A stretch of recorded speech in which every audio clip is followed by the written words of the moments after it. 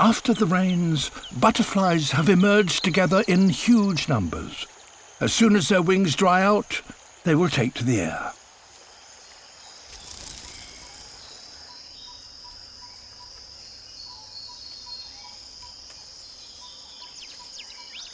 Their goal? To find a mate. But how?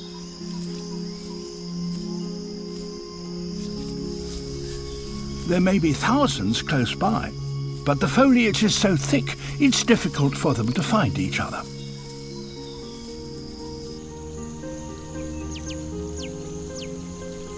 They have a remarkable solution. They follow rivers upstream and travel to higher ground. The journey can take hours of determined flying. Eventually, they emerge into the only open space there is.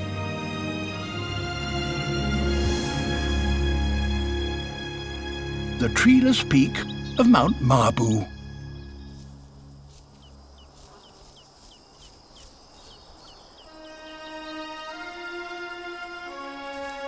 Up here, free from the confines of the forest, they hold a butterfly ball.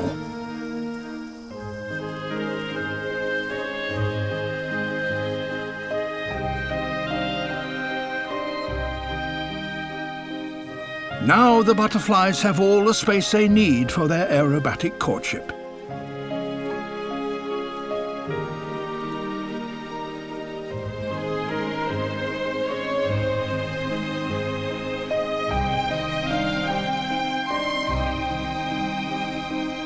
The male's strategy is simple. Fly higher and faster than the competition, and just maybe you'll win a virgin female.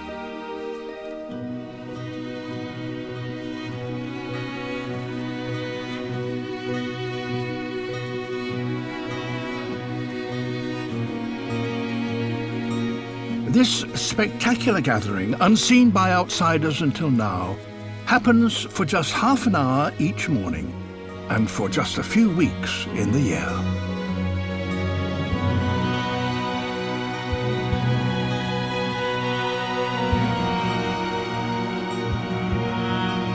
Once mated, the females descend back to the rainforest to lay their eggs. A forest that only exists because of moisture rising from the warm Agulhas current, hundreds of miles away in the Indian Ocean. The top at last. But he's late to the party.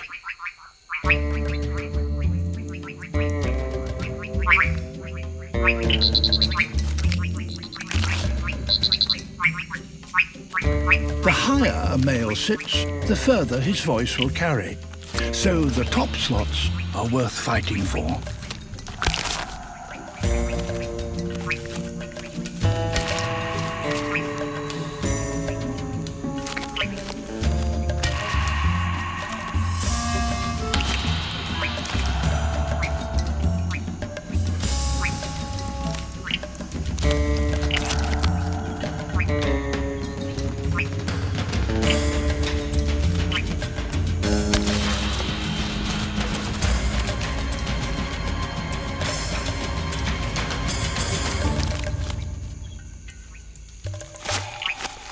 And he's won. He has the top place. So now it's time to sing.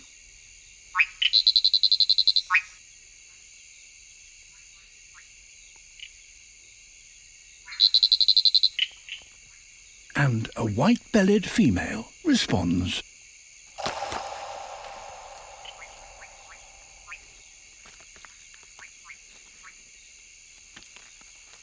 They join together to mate.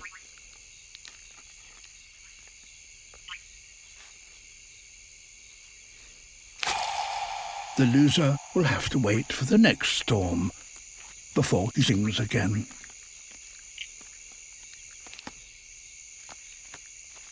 She lays her eggs on a blade of a long leaf, and he, using his back legs, folds it over and glues its two edges together shutting the eggs inside.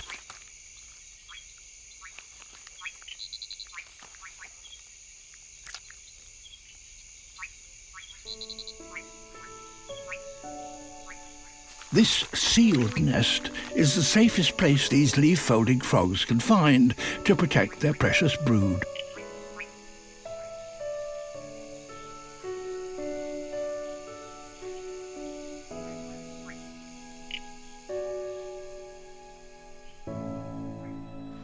Within days, the eggs are developing. The timing is perfect.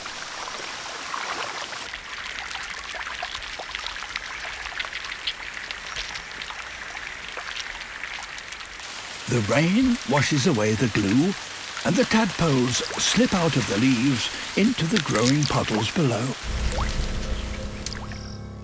In such difficult terrain, good tracking skills are essential to work out where Matt has moved to since his last known position.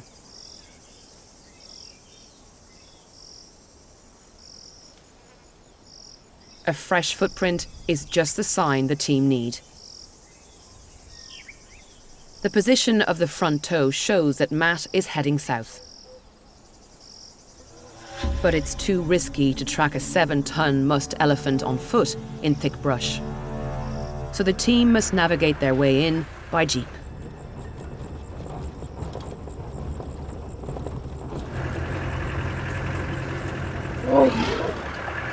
Soon, Matt is in sight, and he's not alone. He's in hot pursuit of a female. And the fact that he's guarding her suggests she's an estrus and ready to mate. But there are plenty of younger bulls here, and they're all interested in her too.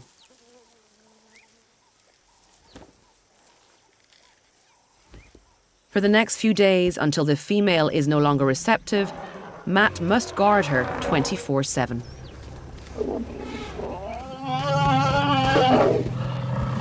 He also needs to show the young bulls who's boss.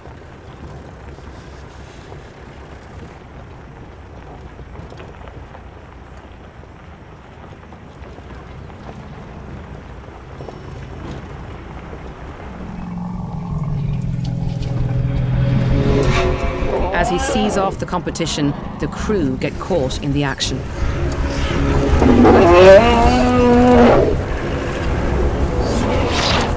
But as they move out of the way, they run into more trouble.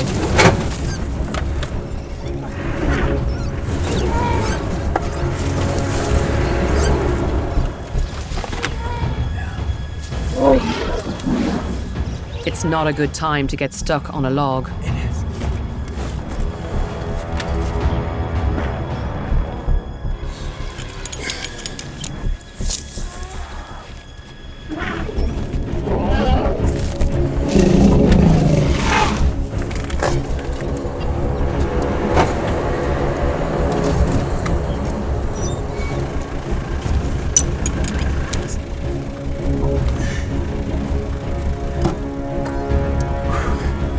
Luckily, Matt is busy with the younger males.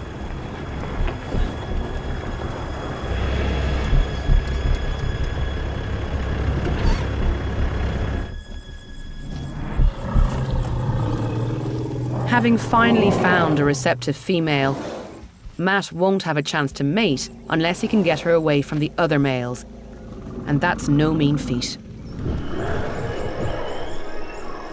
The rainforests of eastern Australia are the stage for perhaps the sneakiest criminals of the lot.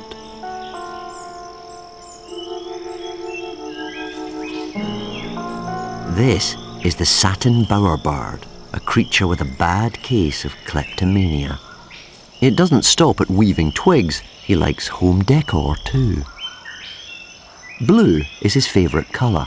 Bottle tops nicked from a nearby campsite are his proudest possessions. He has an eye for detail too, placing them precisely for maximum visual impact.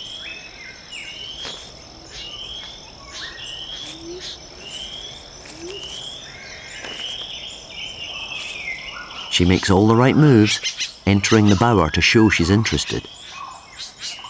A ring makes the perfect gift.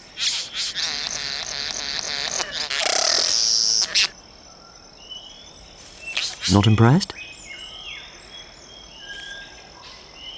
How about a bouquet of flowers?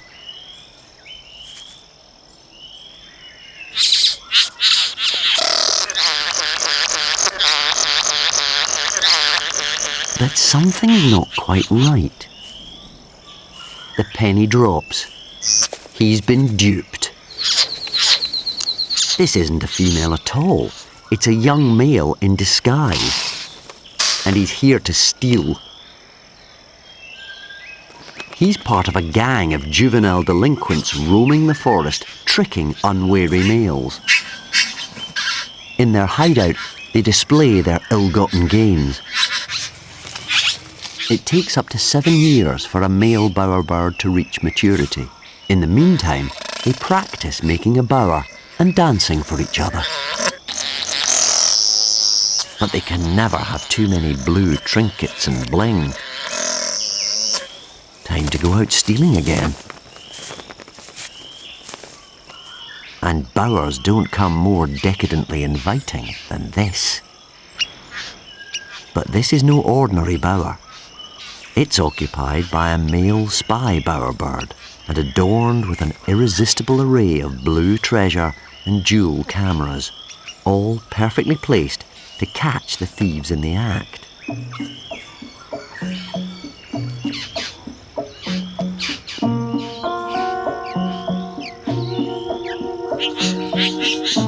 Like professionals, they approach with caution. Once again, they pretend to be courting females. This time, they work together. One distracts as the other steals the jewels. Spy bowerbird can only observe as they clean out the bower, gem by precious gem.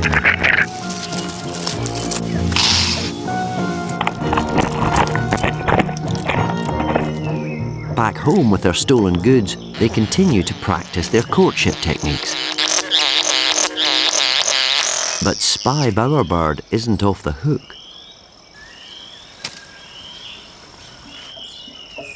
The male bowerbird who was their first victim needs to replenish his bower. Well, if you can't beat them, you may as well join them. This is a giant Galapagos tortoise, and it's climbed all the way up the flank of this great volcano and is here wandering around the rim of the crater. But why should it come to such a bleak and inhospitable place? Tortoises, being reptiles, can't generate their own body heat internally, as we do. Instead, they must get it from their surroundings. And these particular ones have come up here to warm themselves on the hot volcanic rocks among the jets of steam and sulphurous gas. They live longer than any other animal on Earth, well over 150 years. They weigh up to 1/4 of a ton and have shells over 1 meter across. They really are giants.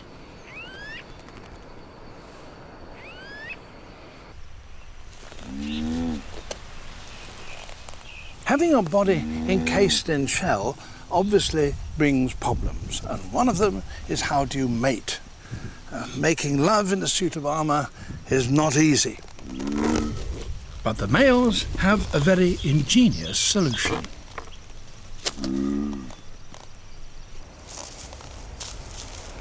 The underside of their shell is concave, so it fits neatly over the domed top of the shell of the female, who is somewhat smaller.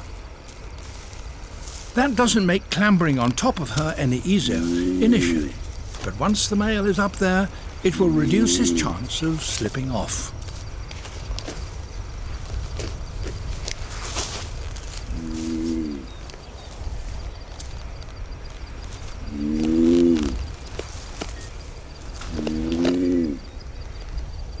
The two shells fit together as neatly as 2 spoons. So mating can begin. And once started, it can go on for a long time. But most of the creatures come together for a very different reason. To breed. The giant cuttlefish, the largest of all cuttlefish.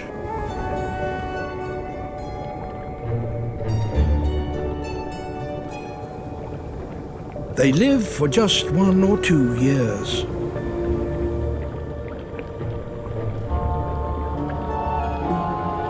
Now, as the Australian summer draws to an end, they have one last act to complete. To find a mate.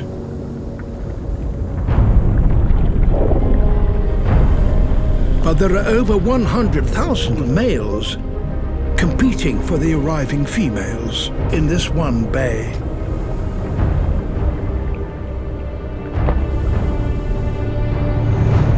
Among them, a giant, a true Goliath.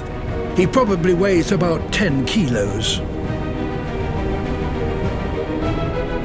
Bands of colour sweep across his skin. That's how cuttlefish communicate.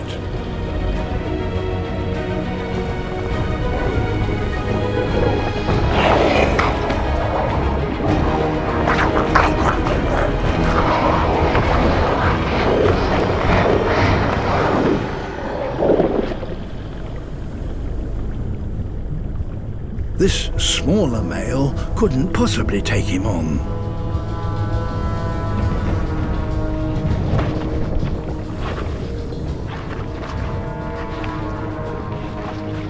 Beside Goliath, and under his protection, a female who has just mated with him.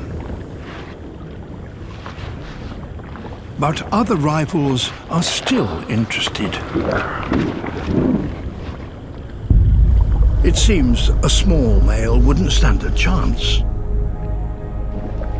The female is now displaying a white stripe along her side nearest Goliath. It's a clear signal that she no longer wants to mate with him.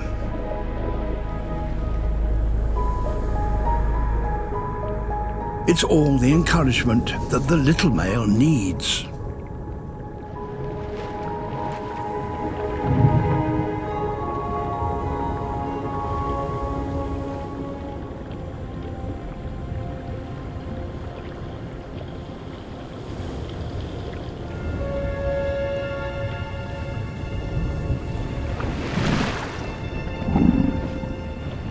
He's going to have to use trickery.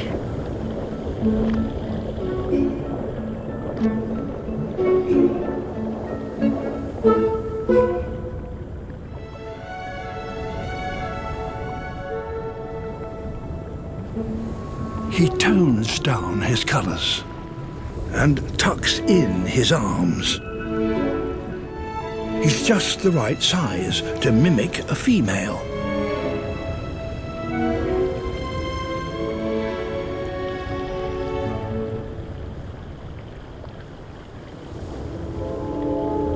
Goliath is deceived. The small male now displays a white stripe, just like the real female, to deter his advances.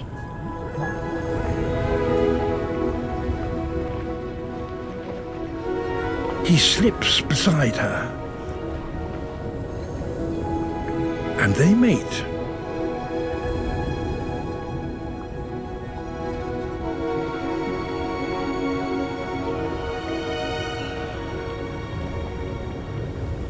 By mating with multiple partners, the female ensures the greatest genetic diversity for her young.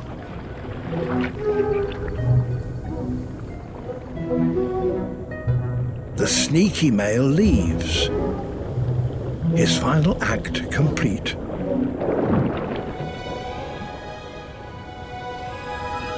So even among giant cuttlefish, it seems, it's not all about size. It's the breeding season. and the trees are teeming with frogs. The female is with a male at the tip of a branch, perched above the paddy pool. She's building a nest by whipping up a giant ball of foam with her back legs. She lays hundreds of eggs inside. She's attracting the attention of other males. Each male could still fertilize some of the remaining eggs in the foam. They're coming in from all directions.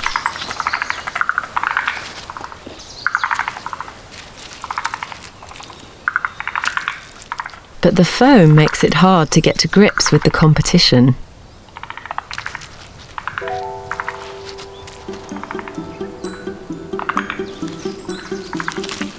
Things quickly descend into an undignified wrestling match.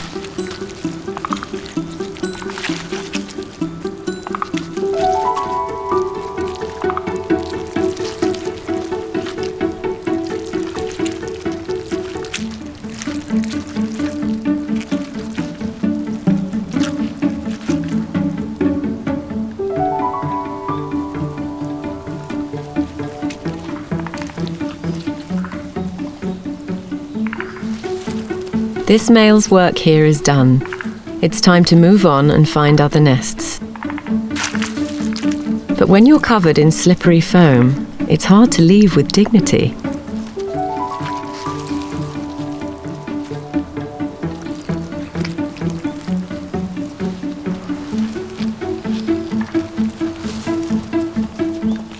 It's an unusual problem for a tree frog.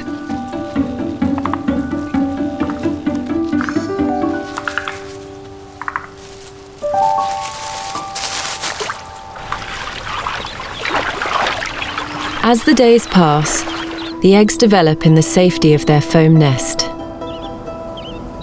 The temperature rises with the summer sun, and the foam ball dries to form a protective case. The tadpoles inside are still moist and 6 degrees cooler.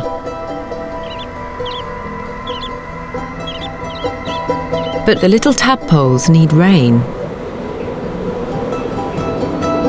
At this time of year, warm air is rising over the steep Honshu Mountains, and clouds are starting to build.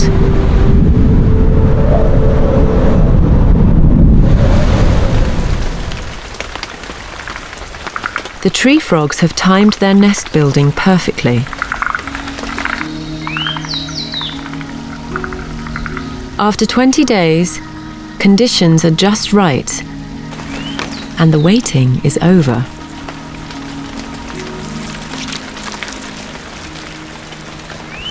The hard foam starts to dissolve, and the tadpoles drop out, straight into the nursery pool of the rice paddy below.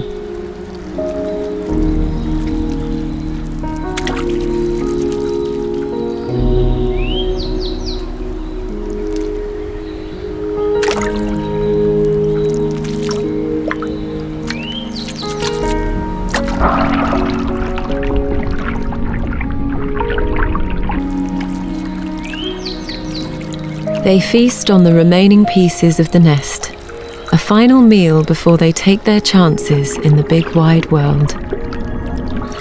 Their mother has pulled off a remarkable feat of planning.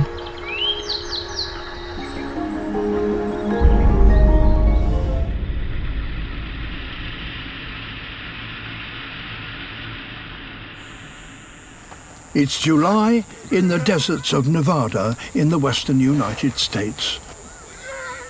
The hottest time of the year.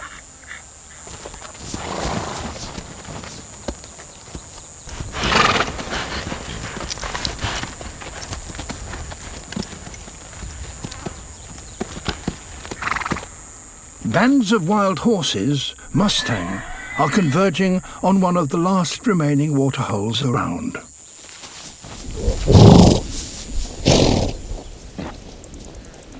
Now, water not only offers them the chance to drink, it can also bring power. If a stallion can control access to water, he will have secured mating rights to the entire herd. So stallions try to dominate these pools, fighting off rivals who venture too close.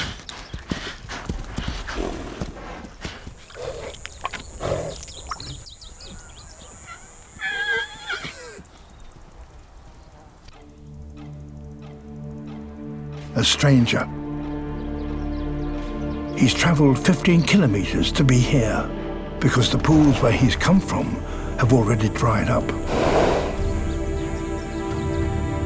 With him come his females. If he can't provide them with water, they will leave him for the white stallion, who already dominates this pool.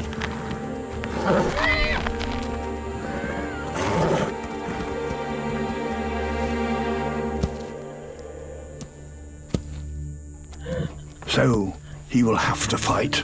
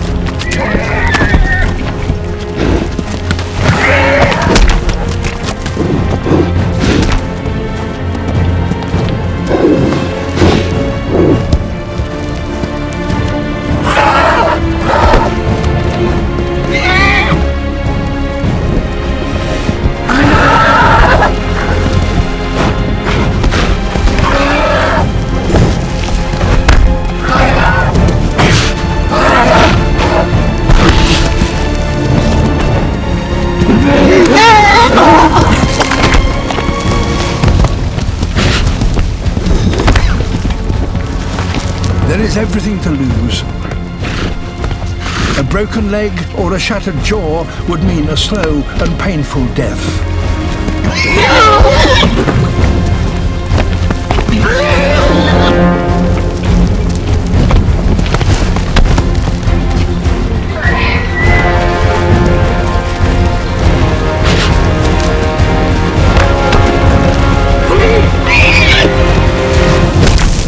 A missed kick, and it's all over. The new arrival has won. And his prize is more than just a chance to drink. He has provided for his herd and in the process stolen his rival's females.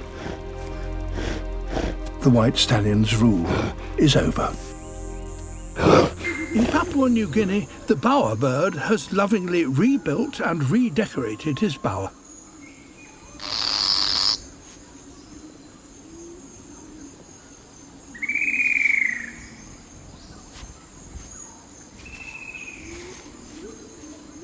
Another visitor.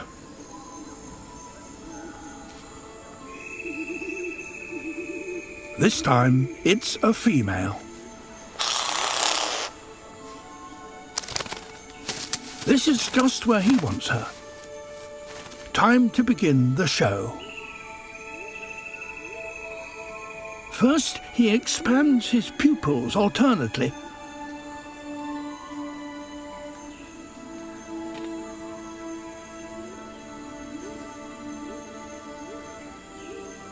It's an oddly mesmerizing display.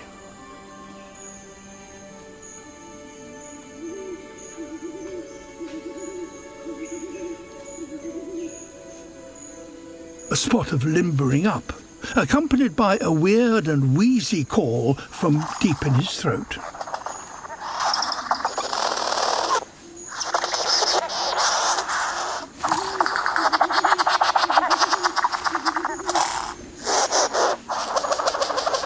Now it's time for his grand performance.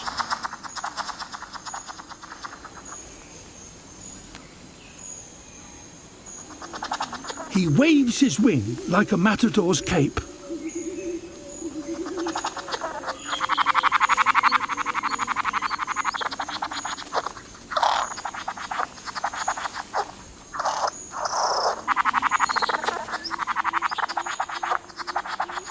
She appears to be transfixed.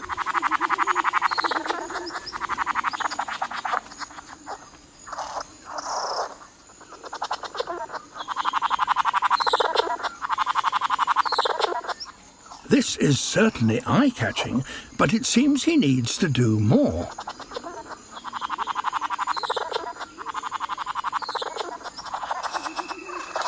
Generously, she drops him a hint.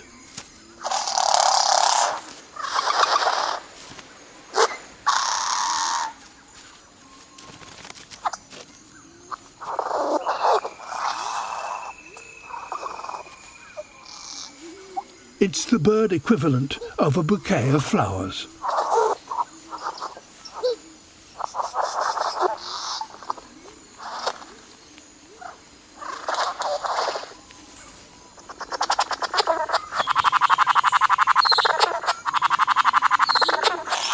It's all going so well, it's time to get physical, with a few headbutts to her chest.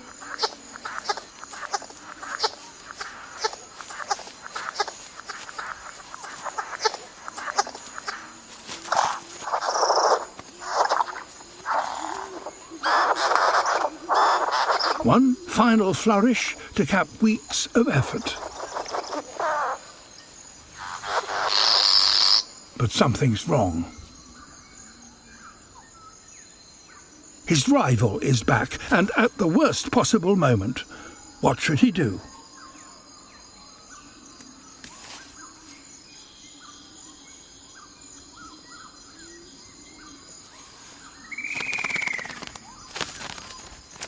For the female, the moment has gone. Sometimes, whatever you do, things just don't work out. Grass is hard to process, so grazers have to consume vast amounts.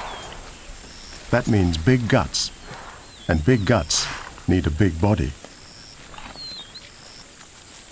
A diet of grass also means eating for up to 16 hours per day, and that leaves little time for the other important tasks. These are Uganda kob, the most abundant antelope in the western Rift Valley. Somehow, they find time to indulge in a surprisingly complex mating ritual. The kob have a dedicated mating ground known as a lek. It's where males gather to flaunt themselves, and the females turn up to pick a mate.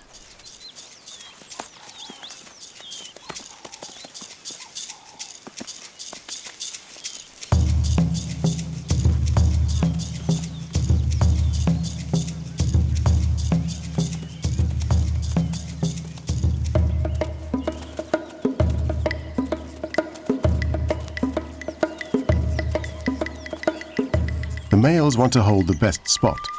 To win it, they have to fight.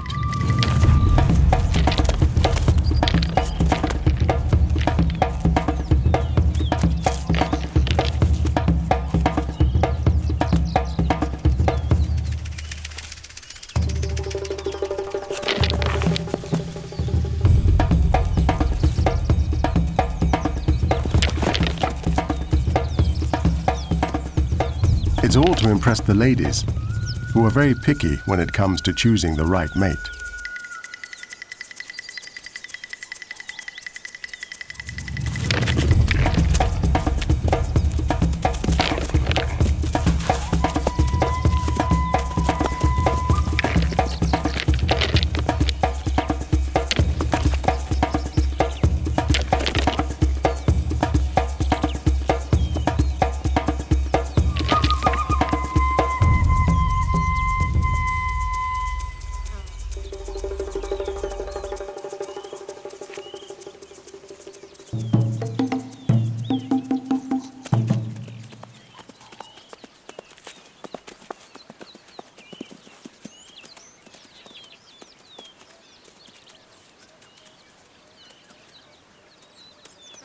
The females are after the buck with the best blood, the strongest male holding the most coveted position right in the middle of the lek.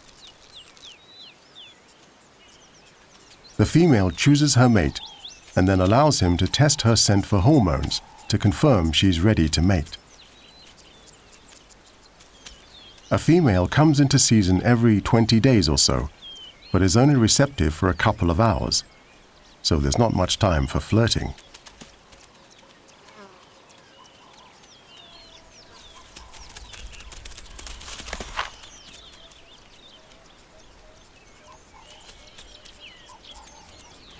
job done.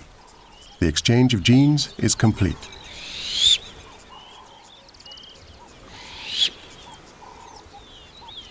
Now the female can relax under the protection of her champion. The father leads one team. The mother intercepts a panicking elk.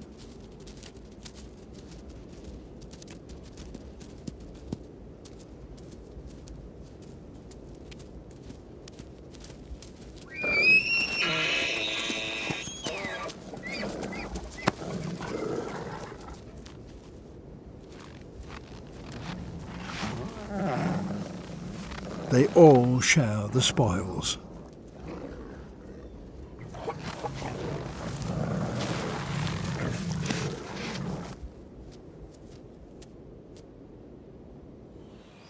But all is not quite as collaborative as it seems. This pack strategy works well for the alpha couple, but not quite so well for last year's offspring.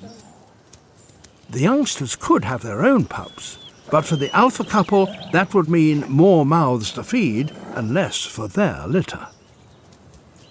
So the alpha couple will actively discourage last year's offspring from mating. But one of their daughters has other ideas.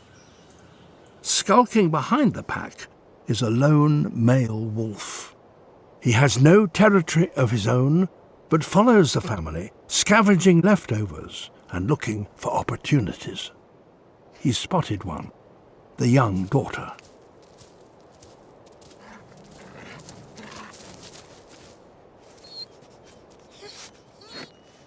The intruder could be in with a chance, as long as he's not caught. The pack leader could kill him.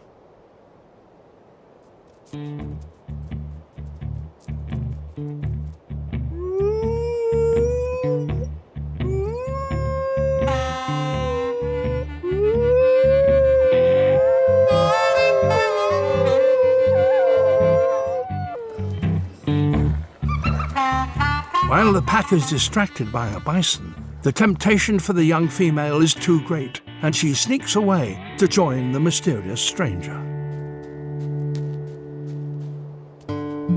It's risky, but it could be her only chance to get close to a potential mate.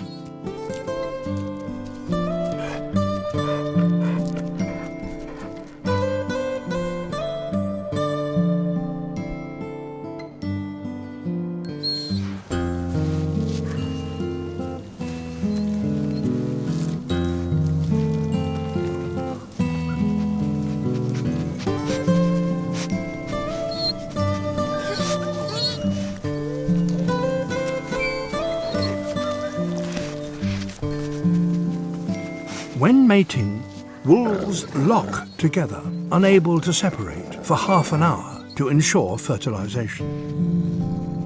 Not so good if you're about to be caught by your dad. The affair was always destined to be a short one.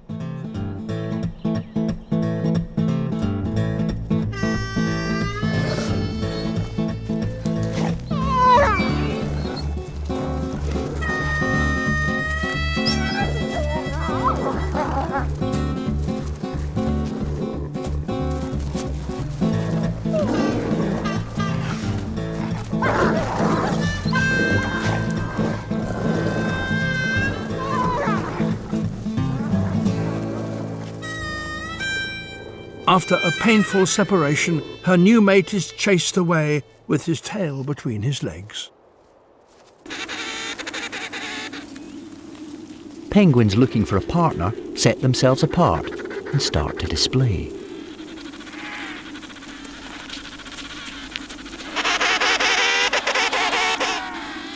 This male doesn't have to wait for long.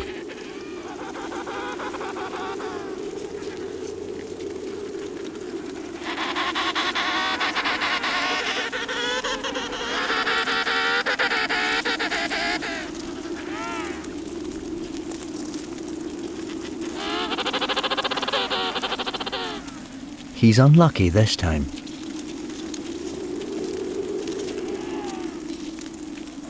But he's spoiled for choice. There are 3,000 possible partners.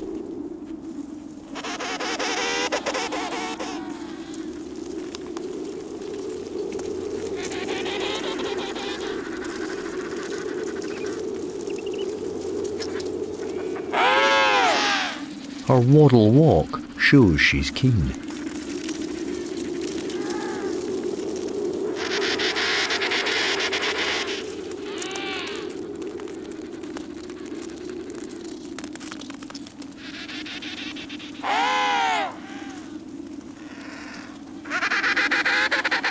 They mirror each other's actions to confirm that they're now a couple.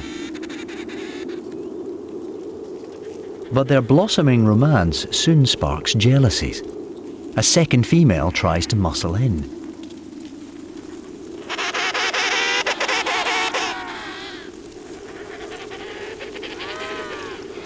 She pecks at her rival, but the male's having none of it. The girls fight it out. It's flippers at dawn.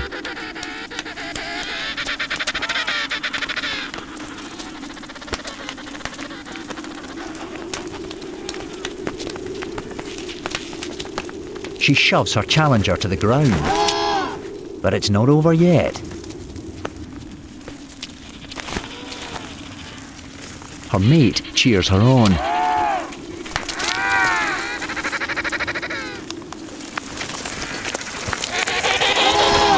This time, she's clinched it. She's slapped her way to victory.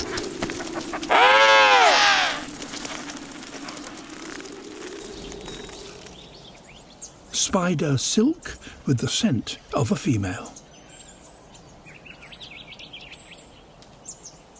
He just needs to follow it.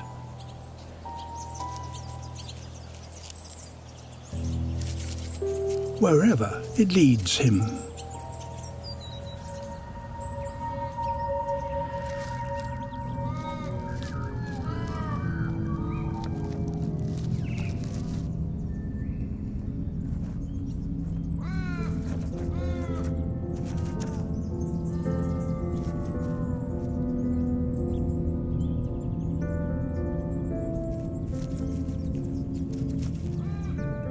Other males have gone on the same quest and have come to a grisly end.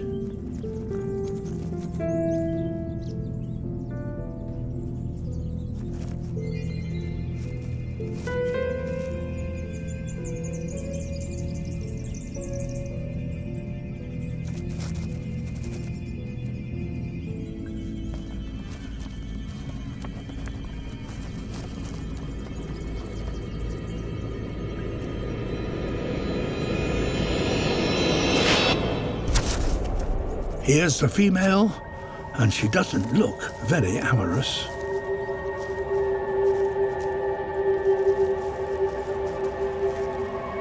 In fact, she kills every male who doesn't match up to her expectations.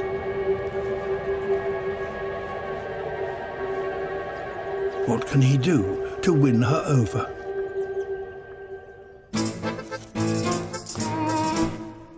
Dance.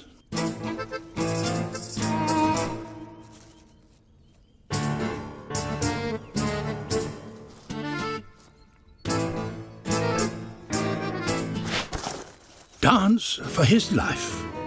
He will need a show-stopping trick to avoid becoming lunch.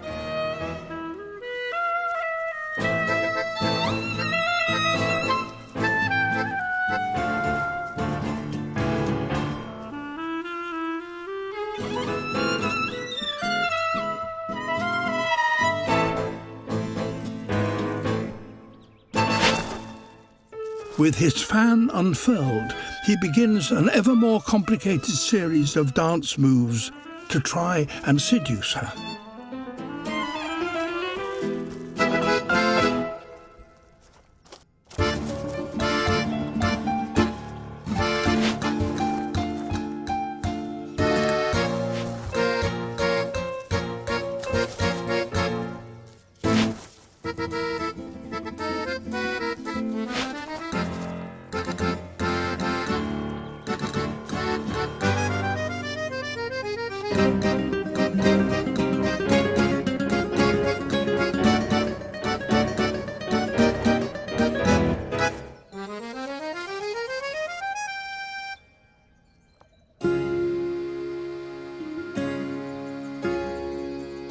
At last, she succumbs to his advances and allows him to mate with her.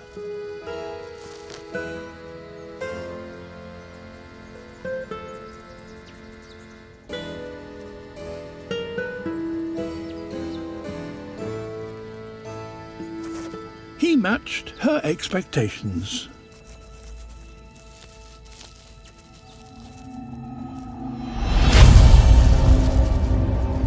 But she kills him anyway. The Pantanal has escaped the flames. But here, most of the rivers are now barely recognizable.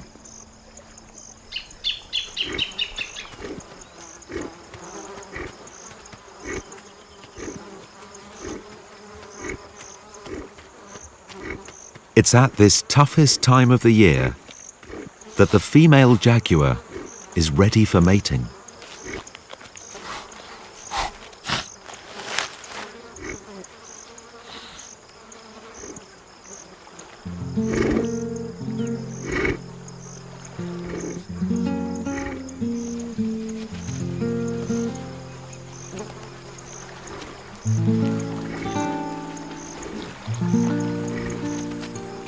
Finally, the male search is over.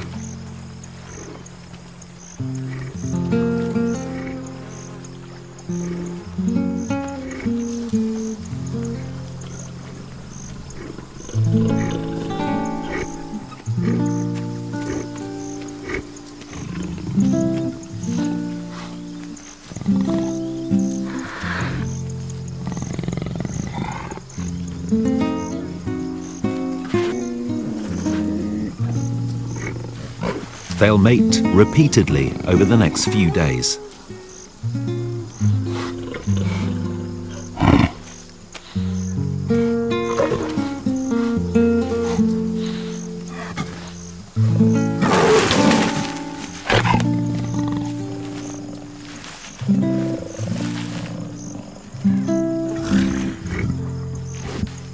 Until recently, jaguars were thought of as solitary, only ever getting together briefly.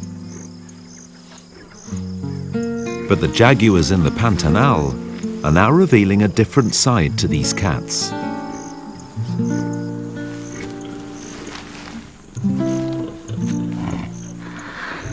This pair may stay together for weeks.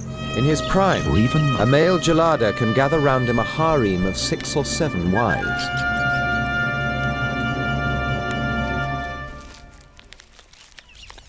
Sex causes a great deal of tension, because each male lives alongside other hot-tempered tyrants who constantly threaten to abduct his females.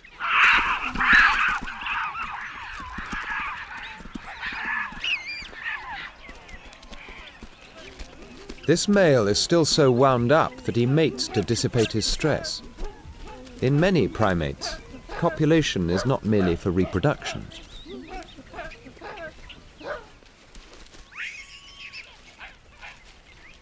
Female geladas can't live with a high level of aggression. They want to be left in peace to rear their offspring. So they've got ways of preventing their despotic male from behaving too badly. Inviting him to groom them, and grooming him, calms tense situations. Picking through each other's fur also reinforces social bonds, or friendships. But if the male starts to bully one of his wives, they all gang up and retaliate.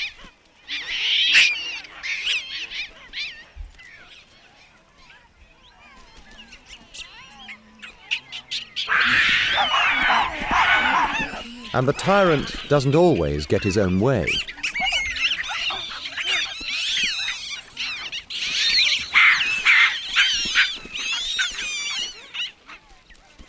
Yet paradoxically, the females need fierce guardians to protect them from being sexually harassed by unattached males. There's no shortage of them. Gangs of frustrated young bachelors lurk around the edges of the troop. Sexually mature, they each yearn for their own family of females and frequently make trouble for everyone. It's a universal social problem: how to control the aggressive tendencies of young males.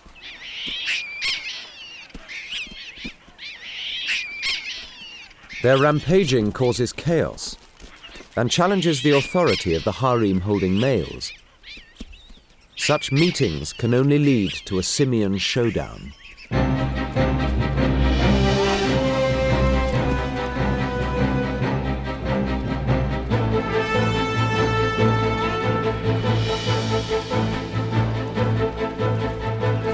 This male puts on an act of bravado. He's greatly outnumbered.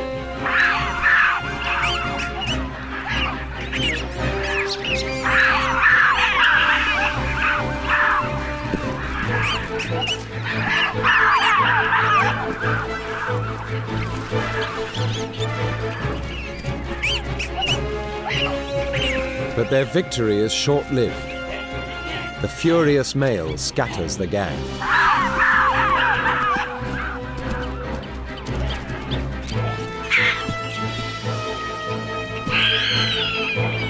One day this tyrant will meet his high noon and lose his females. But not today. He broadcasts his triumphant win to the rest of the troop from the top of a tree. The males in the patrolling party can sense something in the air. Big Red, Missy B and Stella, the older females who've already given birth, are coming into season again, as are some of the younger females. Banded mongoose breed regularly, and with a pregnancy of just 2 months, an individual breeding female can have up to 5 litters a year. That's a potential 15 pups each, annually. In a world where the biggest gangs are the strongest, breeding regularly is a wise strategy. The males in the group compete for females. An in-season female will be followed religiously by one of the boys. This mate guard will stick close to its female and won't give the other boys a look in. The guard sticks to his girl like glue, hardly leaving her side for a second during the few days that she's at her most receptive. It's not easy, and although some of the younger males in the group try and make guard, it's a job that takes experience, and it's often the older males who do it more successfully.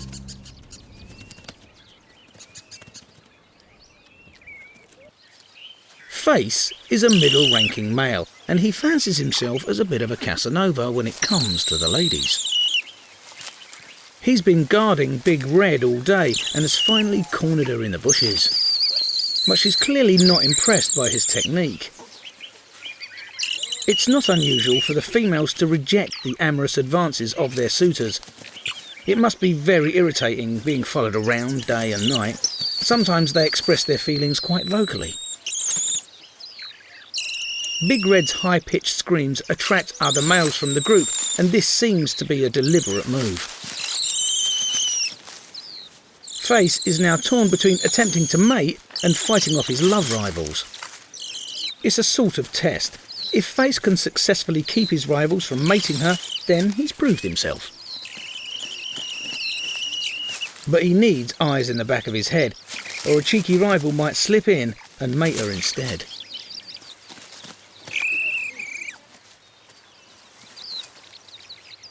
On this occasion, and despite all the shouting, Big Red gets her way and manages to avoid mating altogether. Once she's decided she's ready, she won't be so coy. The male alligators put on a spectacular mating display. They sink down in the water, so their backs are just below the surface and make really low-frequency sounds.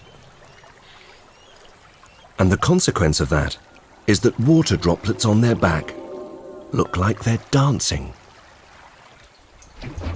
And it soon becomes a water dance-off, as rival males compete by displaying to females. I've never really had any desire to be close to a bellowing alligator, but I do want to see this. And to do it, I've got to trigger a chorus of amorous alligators.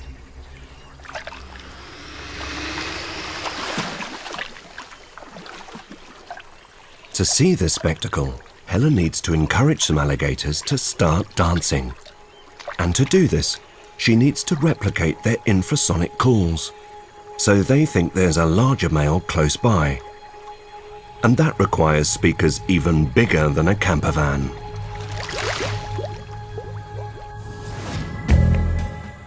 These speakers produce sounds of 19 hertz, the same deep frequency as the alligators bellow at. So let's see if they can entice a grumpy alligator to start flirting.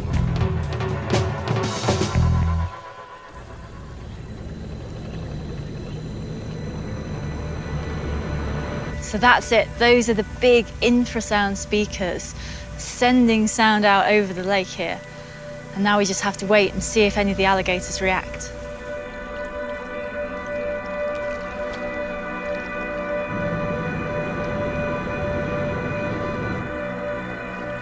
Oh, there's one straight over there, tail up in the air, getting ready to call.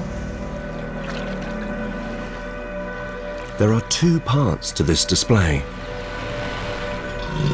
A deep bellow from their mouths. It's like hearing dinosaurs.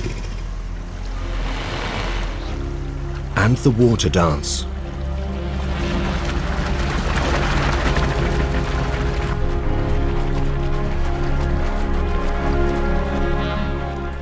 Although we can't hear it, these alligators are actually producing a very low-frequency hum.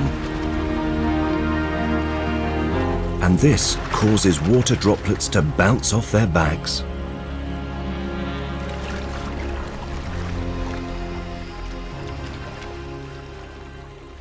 For these ancient predators, this elaborate display is essential for attracting mates.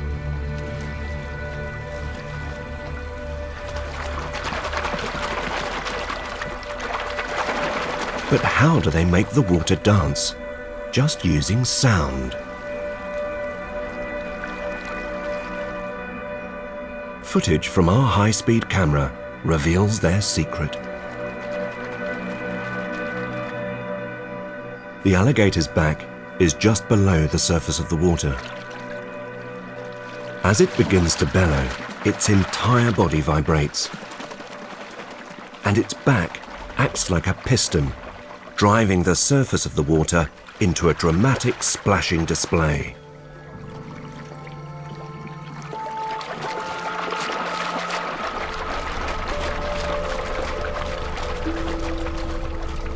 It's thought that alligators have been calling like this for at least 70 million years. From the camera trap has picked up a scent and found himself a female.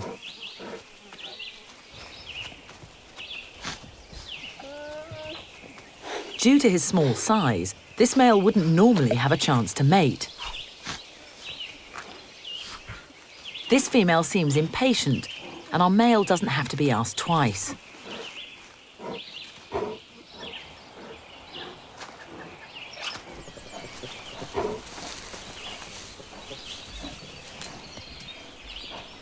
His small size causes a few logistical problems. But with persistence and the odd leg up, finally he succeeds.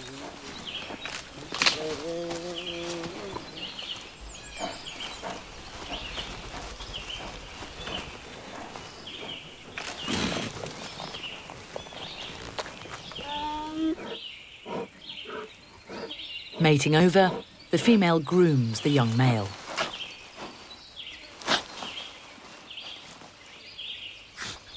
With no yearlings around, she can afford to spend time with her man.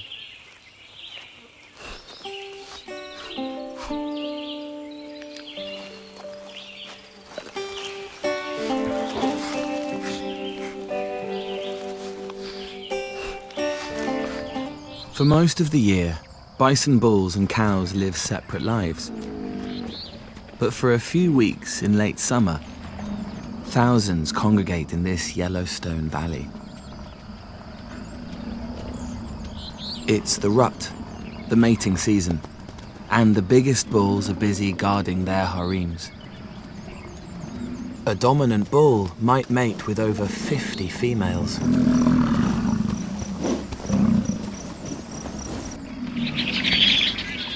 For the calves born this year, now is the time to stretch their young legs.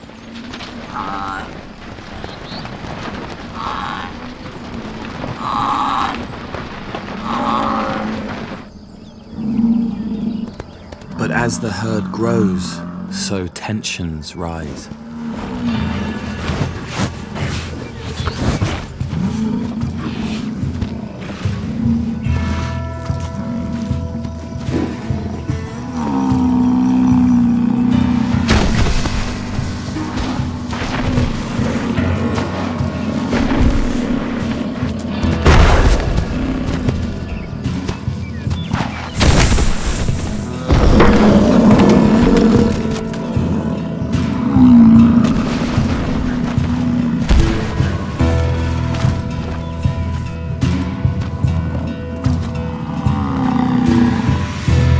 Rut takes a heavy toll on the big bulls.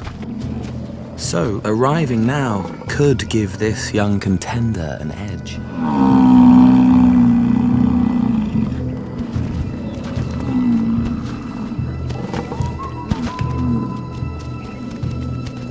But there's life in the old bull yet.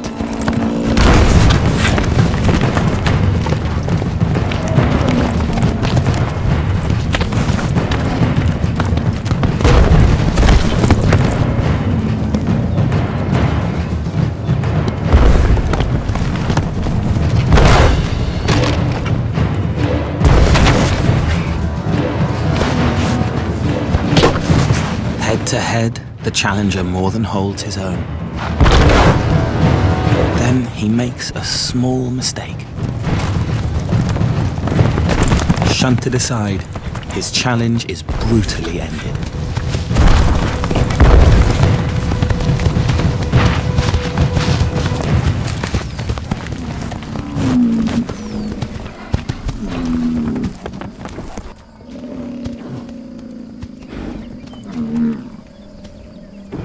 The young bull gambled everything and has paid a heavy price.